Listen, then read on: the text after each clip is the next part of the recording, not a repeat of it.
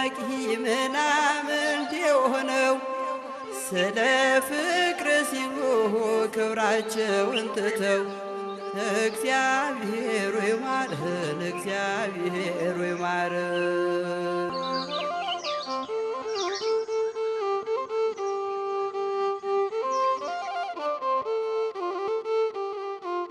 እነዚህን ሰዎች ሰብስባችሁ ምን አይነት ትምህርት ነው የምታስተምሯቸው? የ100 ዓመት ጊዜ ሲኖረው ምን ሊሆን ይችላል? ሀገር አቀፍ ይሆናል፣ ዓለም አቀፍ ይሆናል። ከዛው ደብረታቦር ከተማው ያለው ወጣት ራሱ ሰብስክራይብ ቢያደርግ አይበቃም? 100 ሺህ 200 ሺህ መሆን አይችልም? ካህናት አሉ እዚያው የኔ ቢጤዎቹ ነው። እንደው የገባውበት ምክንያት እውነት ነው በማረ ቅዱሳን ነው። ምናልባት በጉባኤ ቤት ደረጃ የመጀመሪያ ሊሆን ከቻለ እና ህፃናቱ በቃ እነሱን ያዩ በቃ እነሱ ጋር መጫወት ፈለጉ። ስለዚህ የልደት ይወስድና የጥምቀት መመለስ። አሁን እንዲያውም የምርቃታችን ቀን የሚገለጥ አንድ ሰርፕራይዝ አለን። ለምነው ተምረው ለምነው የሚያስተምሩ በዋናነት ከምናስኬዳቸው ጉባኤ በጣም ነፍስ የምትደሰትበት የኔ ቢጤዎች ጉባኤ ነው። እነዚህ ከጠረፍ የሚመጡ ልጆችን እንደ ልጆቻቸው አድርገው የሚንከባከቡበትን መንገድ አይቻልም። አሁን 9 ቋንቋ ተናጋሪ የመጽሐፍ ተማሪዎች አሉ። የሰጣችሁንን 5 ሳንቲም ወስደን መሬት ላይ ያስቀምጠናል። ከ100 ዓመታት በኋላ መቋረጥ የጉባኤ ቤት ሲጀምር እና እርቦናል እያሉ ጥለውን ሄዱ ማለት ነው። በመጀመሪያ ስንጀምር 100 ነበሩ፣ 150 ደረሱ። አሁን ከ200 በላይ ናቸው። ጉባኤ ቤት አልቦ መምህራንን አልቦ ቤተክርስቲያንን እንዳታስቧት።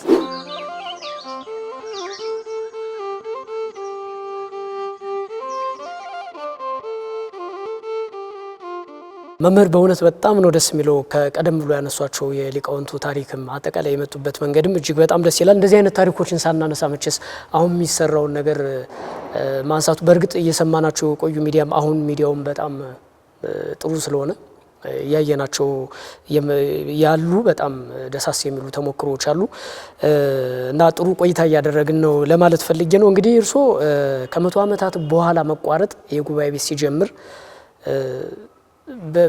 በትልቅ ህልም ነው የጀመረው እና በጣም የሚገርም ነው። ምናልባት ብዙ ተፈትናችሁ ከዛ በኋላ ሌላ የመፍትሄ ሀሳብ የመፈለግ ምናምን ገና ስመጡ ጀምሮ ነው የመፍትሄ ሀሳብ ያመጣችሁት እና እንግዲህ እስከ 5ኛ ካልተሳሳትኩ 4ኛ ወይ 5ኛ ወለል ፎቅ ነው የተሰራ ያለው ጉባኤ ቤቱ ባለ 5 ፎቅ ወይ ባለ 4 ፎቅ 36 ዶርምና ከዛ በላይ 300 እና ከዛ በላይ የሚሆኑ ደቀ መዛሙርትን ማስተናገድ የሚችል ምናልባት በጉባኤ ቤት ደረጃ የመጀመሪያ ሊሆን ከቻለ ማህበረ ቅዱሳን ያሰራቸውም እንዳሉ አስታውሳለሁኝ።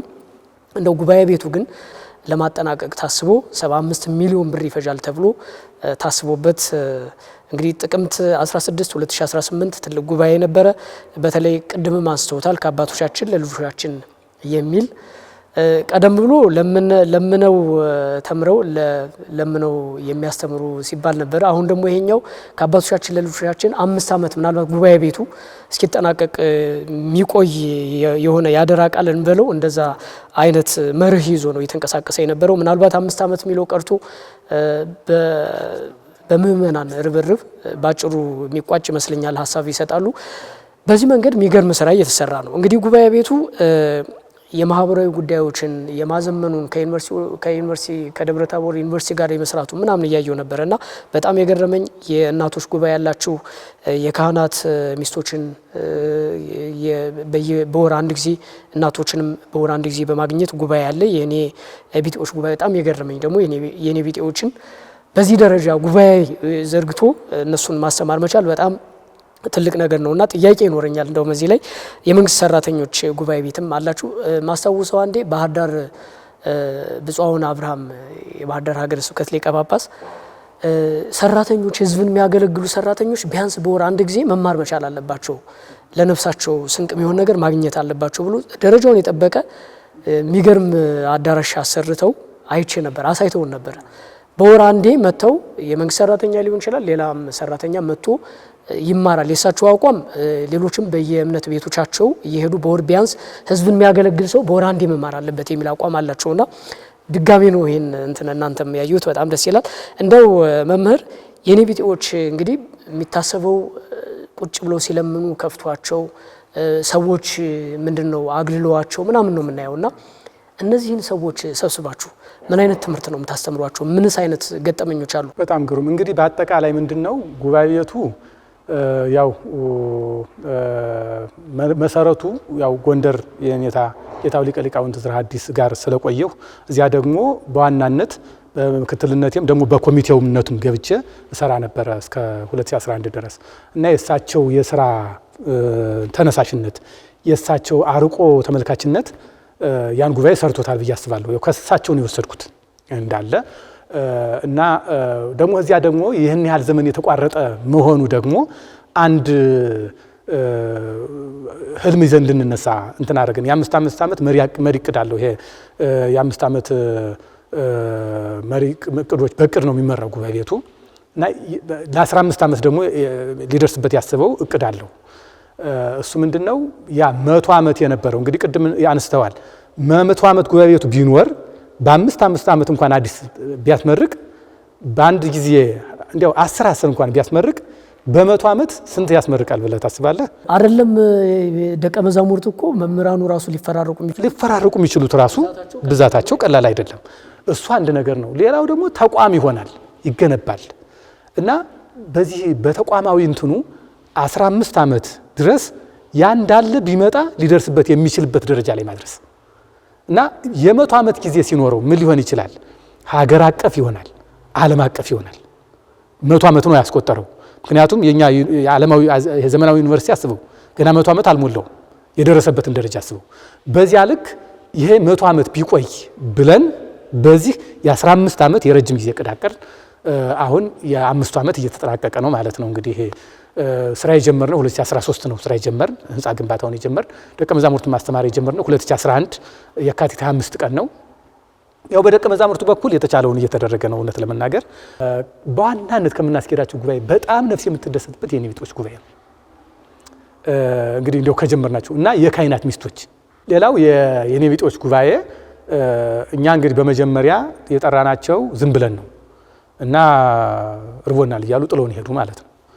ከዚያ በኋላ እንግዲያ ምን እናድርግ ብለን አቅም የለንም ንፍሮ ይሄ ባቄላውንና በቆሎውን አንፍረን ጠራናቸው።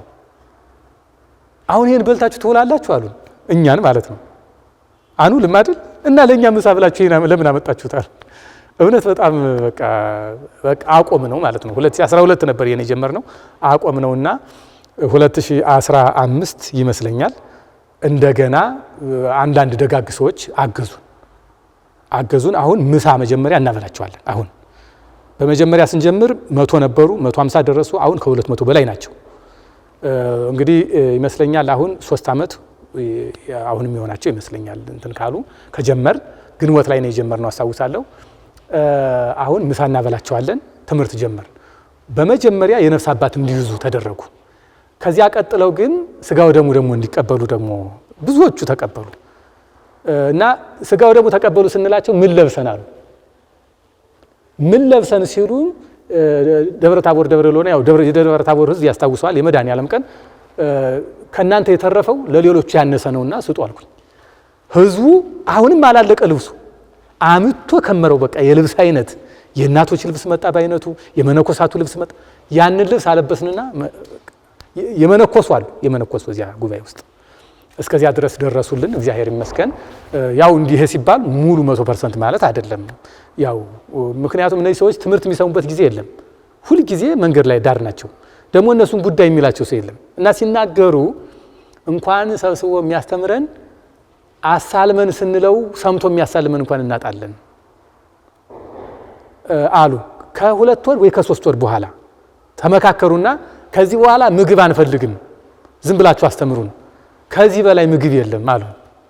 እግዚአብሔር ይመስገን እስካሁንም ድረስ በጀርመን ያሉ ምዕመናን የ1 ዓመት እንትናቸውን ቻሉ። በዚያው ምስጋና ይድረሳቸው በእውነቱ።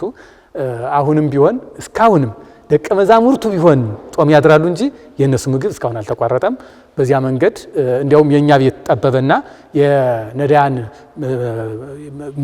እንትን ያለ ምግባረ ሰናይ የሚባል ቤት አለ። እንግዲህ ወደ 20 ዓመት በላይ ያለፈው አዳራሽ አለው። 300 ሰው ሊይዝ የሚችል አዳራሽ አለው።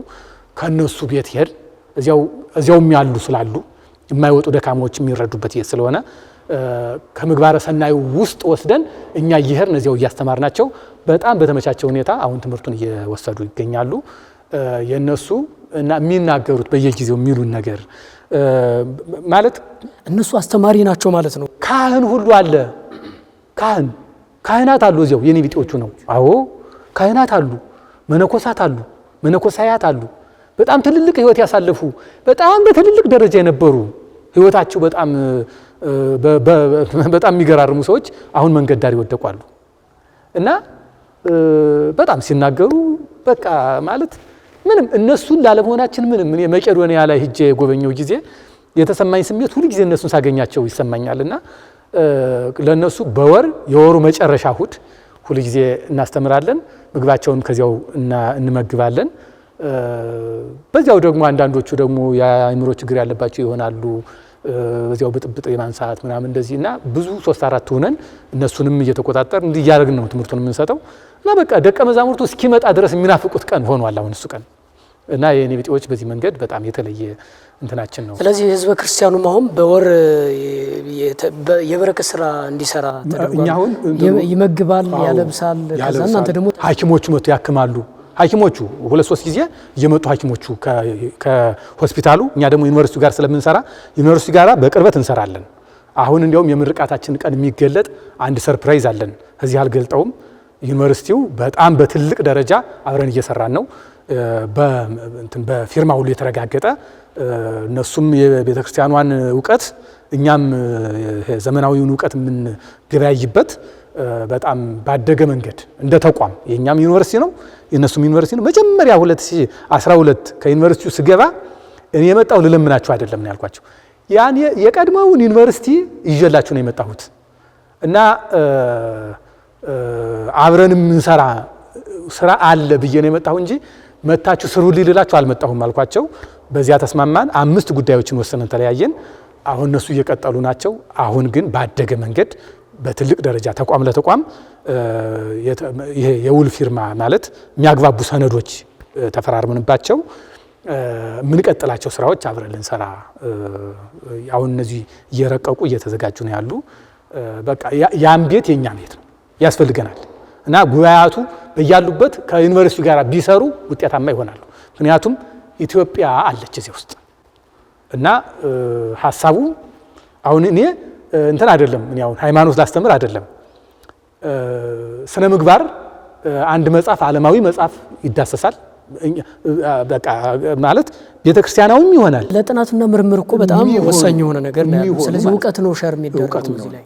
አሁን የጓለ ገብረ ዮሐንስ የጻፉት መጽሐፍ አለ አይደል? የከፍተኛ ትምህርት ዘይቤ የሚለው እንደዚህ አይነት አሁን ይዳሰሳሉ። ከዚያ ሁላችንም እንጠይቃለን፣ ሁላችንም እናገራለን። ሙስሊሞች አሉ፣ ፕሮቴስታንቶች አሉ፣ ምንም የማያምኑም አሉ። አገር ግን አገራቸው ናት። በዚያ ልክ እንወያያለን። እነዚህ ሁሉ መልካም ሰዎች እንዲሆኑ ይፈልጋል። ቅድም ብፁዕ አቡነ አብርሃም ያሉት እኔም ጎብኝቼዋለሁ እሱም ቤት። በእውነት የሰራተኛ ጉባኤ የሚለው መንፈስም ከሳቸው በኋላ ነው የመጣልኝ። በእውነት ለመናገር በጣም ብዙ ትምህርት እንዲያው በዚያውም በዚሁ ላመሰግናቸው እወዳለሁ። እንዲያው አንድ ህፃን በመኪና እያዞሩ ሁሉንም ፕሮጀክታቸውን አስጎብኝተውኛል አንድ ጊዜ ሄጄ እና ብዙ ሀሳብ ጨምሬያለሁ ከሳቸው ከጎኛው በኋላ ለማለት እወዳለሁ። እንዲያው እና አሁን የሰራተኞች ጉባኤ በጣም ጥሩ ነው እና እዚያው ግን እኛ ሰራተኛ ጉባኤ ላይ የማይመጡ አሉ፣ እምነታቸው የማይጋብዛቸው። እዚያው ሲሄድ ግን አብረን ነው እንትን የምናደርግ ዩኒቨርሲቲው ላይ እና በጣም ውጤታማ የሆነ ስራ እየሰራን ነው። ዋው በጣም ደስ ይላል። ብዙ እንትን ናቸው እንደው በሰፊው ማውራት ይቻላል እያንዳንዱ።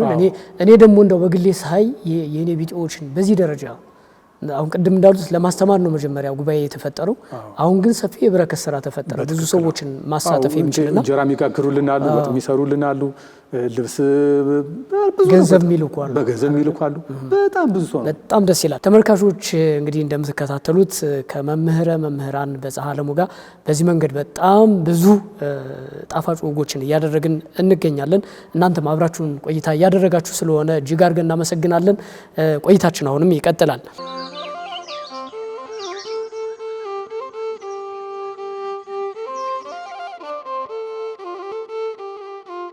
እንደው ጠረፋማ አገልግሎትም አለ በደንብ አንስተዋታል። ከዚህ በፊት ማህበረ ቅዱሳንም ይህንን ስራ ይሰራል። እንደው ምናልባት ከማህበረ ቅዱሳን የተወሰደ ተሞክሮ ነው ከሆነ እንደው ማህበሩም አገልግሎቱን ሸጧል ማለት እንችላለንና ከዛ ዓለም አቀፍ እንቅስቃሴው እንዳለ ሆኖ የማህበራዊ ሚዲያ አጠቃቀምም በጣም እንደ ጉባኤ ቤት የመጀመሪያ የሚሆን ይመስለኛል።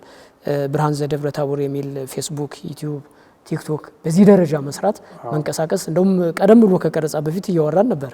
ሳብስክራይበሩ እንኳን 10,000 ያልሞላ ነው እና በጣም መቁጠር እንኳን ብንጀምር ከዛው ደብረ ታቦር ከተማው ያለው ወጣት ራሱ ሳብስክራይብ ቢያደርግ አይበቃም?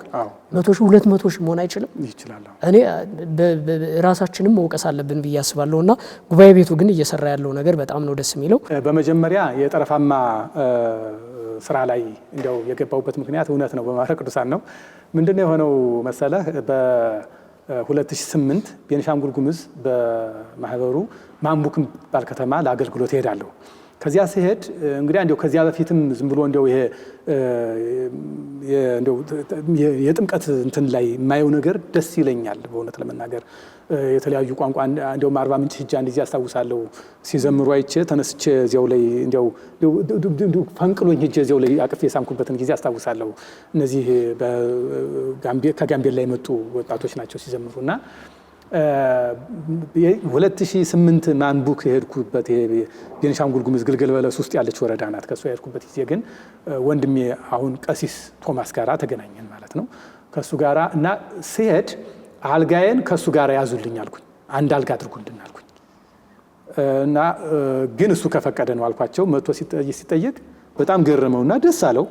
አብረን 3 ቀን ሰነበትን ባንድ እየተኛን በጣም ስናወራ እስከ 7 ሰዓት እስከ 8 ሰዓት አንተኛም ነበረ። ስናወራ ነው ከአገልግሎቱ ኋላ ምናመሸ ነበረ።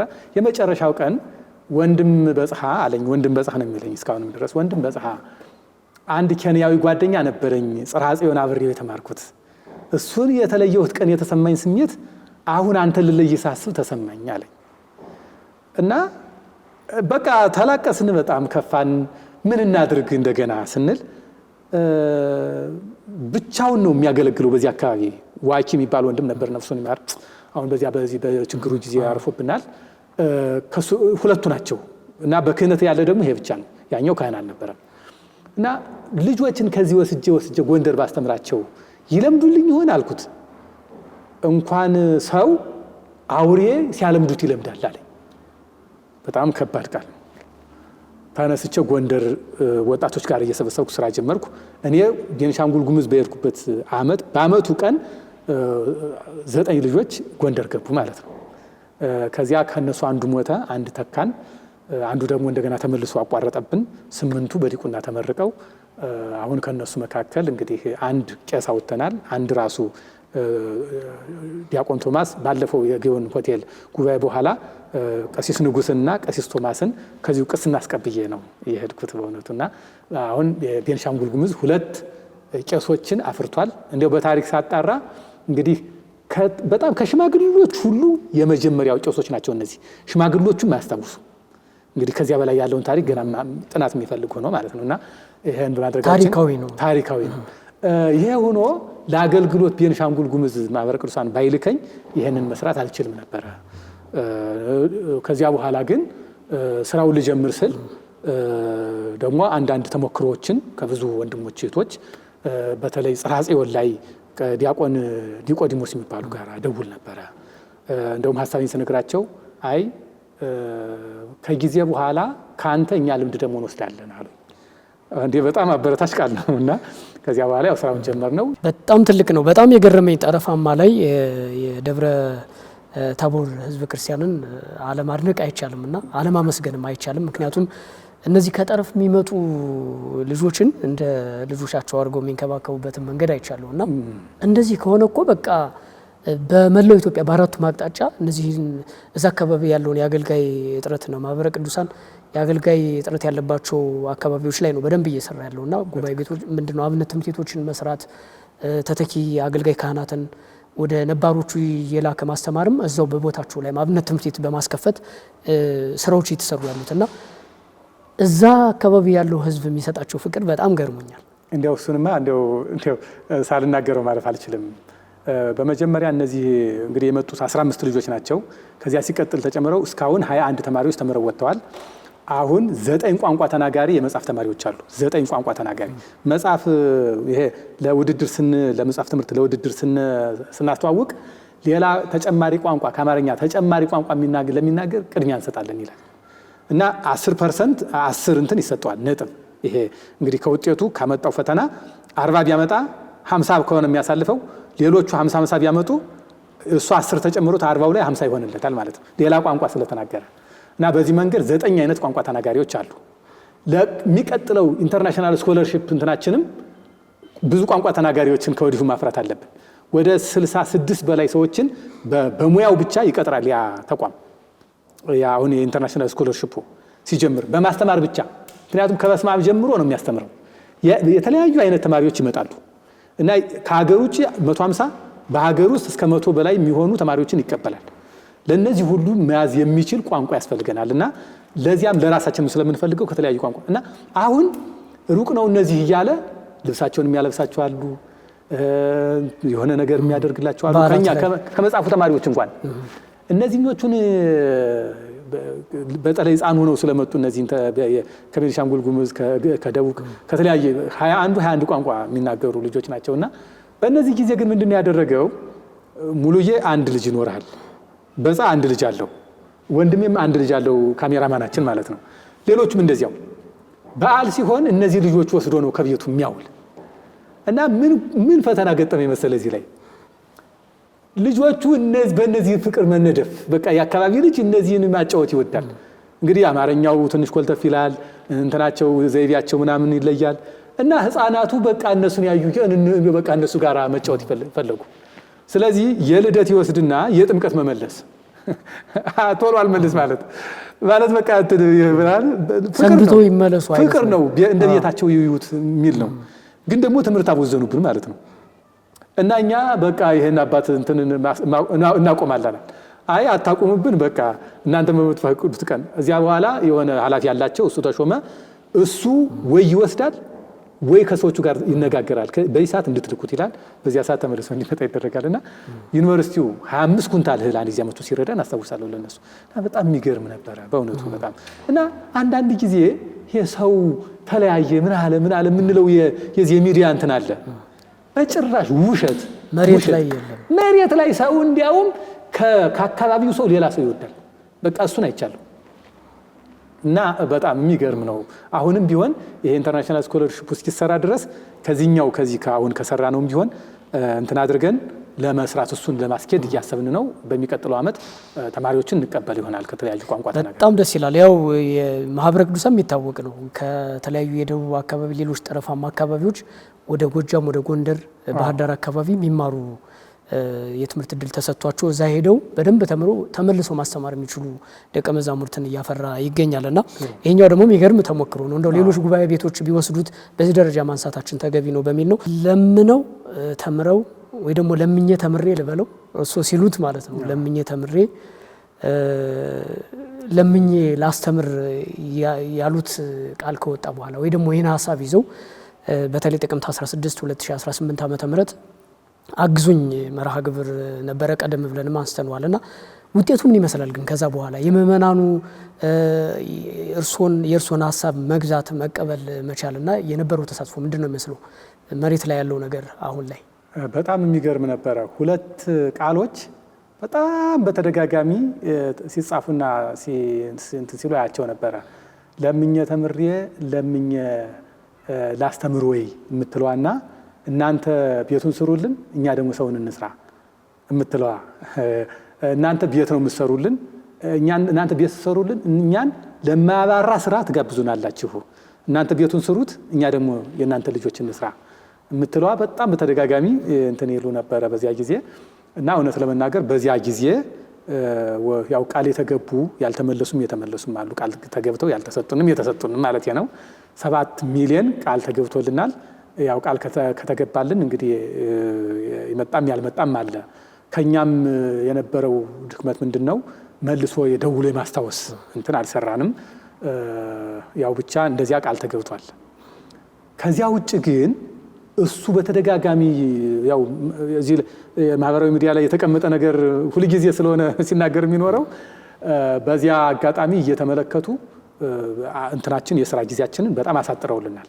አሁን ዘንድሮ የምንመርቀው ጉባኤ ቤት ከዚያ በኋላ ነው የተሰራ ማለት ይቻላል። ብዙ ነገሩ የፊኒሽንግ ስራ አለቀ ሲሉት እንደገና ይጀምራል፣ አለቀ ሲሉት እንደገና ይጀምራል። ደግሞ እንደምታውቁት አሁን እንግዲህ ከኢራንና እስራኤል ጦርነት በኋላ እንኳን በእጥፍ ነው ማቴሪያሎቹ የጨመሩት እና ያን ሁሉ ተቋቁመን ወደ መጨረሻው እንድናመጣው ያደረገን የዚህ ጉባኤ ነበርና በዚያውም በእውነቱ ምእመናን ምን ያክል ጸጉረ ስስ እንደሆኑ ምን ያክል ለቤተ ክርስቲያናቸው የሥራ ፍላጎት እንዳላቸውም ያየሁበት ነበር። አንዳንድ ጊዜ ይገርመኛል ማለት ምን ዋስትና አግኝተው ነው ግን ይሄን ያህል ብር የሚሰጡት እላለሁኝ። አንዲት ሕፃን ብቻ 1.3 አስገብታለች። በተለይ በተደጋጋሚ ጊዜ በግሏ ማለት በግሏ አንዲት ሕፃን አስተባብራ ነው ከራሷ እና በመልክም ታይተን አናውቅም። እኔ አይቻት አላውቅም። አሁን በሰሞን አዲስ አበባ መጥቼ እሷም ከውጭ ሀገር ገብታ አገኘኋትና ሳያት በጣም ሕፃን ናት እና አንቺ እንዲሁ ምን ሆነሽ ነው ዛሬ ጀምረሽ እንደዚህ የሰራሽ ብያት እየሳቀች ነበረ። እና አንዳንድ ጊዜ ማታስባቸው ሰዎች አሁን የኔ ቢጤዎች መጥተው አይተው እዚህማ የኔ በረከት ሳያርፍ አይቀርም ብለው 10 ብር አውጥተው ሲሰጡ ምን ትላለህ? በጣም እኮ ነው በጣም የገጠር ሰዎች ወጥተው ይሄዳሉ ወደ መድኃኔዓለም ከገጠር የመጡ ናቸው እነዚህ እና ምንድነው ሲባባሉ እኔ ሰማቸዋለሁ እና ይሄ እንደዚህ ነው እየነገርኳቸው የዚህ በረከት ሳያልፈንም ብለው 10 ብር 3 ነበሩ 3 ሁሉ አውጥተው ሰጡ።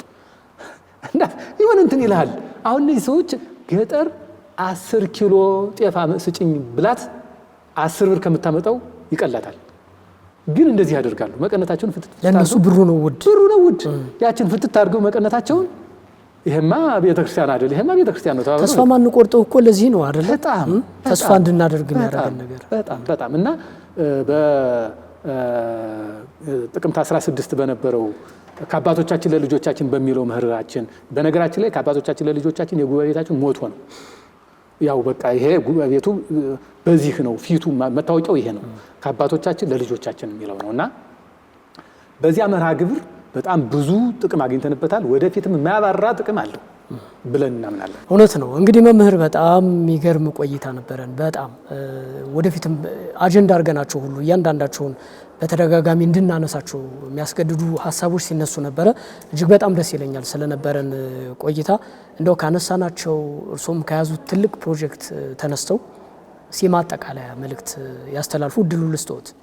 እንግዲህ ማጠቃለያ ምንድነው? አሁን የምንሰራው ጉባኤ ቤት አንድ መርህ አለን ደቀ መዛሙርቱ ጋር የተስማማንበት ከትምህርት ወደ ሕይወት ከሕይወት ወደ ስብከት ማድረግ አለብን። ሰው በቃላት መደንቆር የለበትም። ከትምህርት ወደ ሕይወት እኛ ያልሰራነውን ሰው ላይ ማሸከም የለብንም። ከትምህርት ወደ ሕይወት ከሕይወት ወደ ትምህርት እንውሰድ የሚል ሁል ጊዜ የምንወያይበት እንትን አለ። በዚያ ልክ ያወጣችሁት በእጥፍ እንደሚተካላችሁ ተስፋ አድርጋለሁ። ነገ ቤተክርስቲያን ልትሆነው የሚፈለገውን እንደ አራያ ሊሆን የሚችል ተቋም ታያላችሁ ብዬ አስባለሁ እግዚአብሔር ቢረዳን። ስለዚህ እስካሁን የመጣንበት መንገድ ዝም ብላችሁ የተሰራ ነገር ሳይኖር በእምነት ዝም ብላችሁ በቃ አባቶቻችን ናቸው ይሰሩታል ብላችሁ ብዙ ነገር ያደረጋችሁ አባቶቻችን ከሊቃነ ጳጳሳት ጀምሮ በሀገረ ስብከታቸው ወስነው የሰጡን አባቶች አሉ። በሀገረ ስብከት ደረጃ ወስነው ገንዘብ የሰጡን በእውነቱ በቃ የእናንተን ውለታ በትንሹም ቢሆን ይሄው አሳይተናል ብለን እናስባለን። መሬት ላይ አውለናታል። የሰጣችሁንን 5 ሳንቲም ወስደን መሬት ላይ ያስቀምጠናል። ወደፊት ደግሞ ይህን ስራችንን አይታችሁ በተሻለ መንገድ ደግሞ ታግዙናላችሁ ብለን ተስፋ እናደርጋለን። እኛ የምናስበው እንደ ወደፊት ትውልድ ጥሩ ነገር ይኖረዋል የሚል ነው። ግን አሁን ባለፈው ያስመረቅናቸው 22 ደቀ መዛሙርት አሁን ቤተክርስቲያን በጥሩ መንገድ እያገለገሉ ይገኛሉ። ስለዚህ ዛሬ ዘምሮ ፍሬው ተገኝቷል ማለት ነው። ወደፊትም ጳጳስ ፓትርያርክ የምናገኝበት ይሆናል። የትኛውም ጉባኤ ቤት እንደዚህ ነው የሚያድገው እና በዚህ አግባብ እናንተ ደግም የምለው ቤቱን ስሩ፣ እኛን ሰው እንድንሰራ አድርጉን። ጉባኤ ቤቶች የቤተ ክርስቲያን እስትንፋሶች ናቸው፣ የጀርባ አጥንቶች ናቸው። ጉባኤ ቤት አልቦ መምህራንን አልቦ ቤተ ክርስቲያንን እንዳታስቧት። የምናስባት ቤተ ክርስቲያን አለች። በቃ ይሄን ብትሆን አባቶቻችን እንዲህ ቢሆኑ፣ ገዳማቱ እንዲህ ቢሆኑ፣ አበምኔቶች እንዲህ ቢሆኑ፣ አስተዳዳሪዎች እንዲህ ቢሆኑ፣ በቃ እንደዚያ የሚሆኑ ስንሰራ ነው እንጂ ቁጭ ብለን አይደለም። እና እንስራ፣ አብረን እንስራ። የሚሰሩን አባቶችን ሰርተን እናፍራቸው እላለሁኝ። እውነት ለመናገር እኛም እናንተን ስለምናገኝ እናንተ ስላላችሁን በጣም ተስፋ የምናደርግበት ትልልቅ ፕሮጀክቶችን በእናንተ በኩል ምክንያት ሆናችሁ እየተሰራ ስላለ በጣም ደስ ይለናል፣ እድለኞች ነን።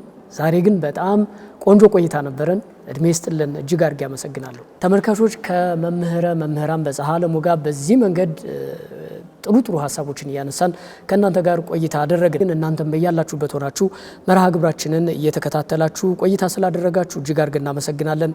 በያላችሁበት ጥሩ ጊዜ ተመኘን። ሰላም። በየገዳማቱ በየበረሃው ውስጥ ስለተሰደዱት ፍቅርህን በመብረት የዓለም ውዳቂ ምናምንት የሆነው ስለ ፍቅር ሲሉ ክብራቸውን ትተው እግዚአብሔር ይማረን፣ እግዚአብሔር ይማረን።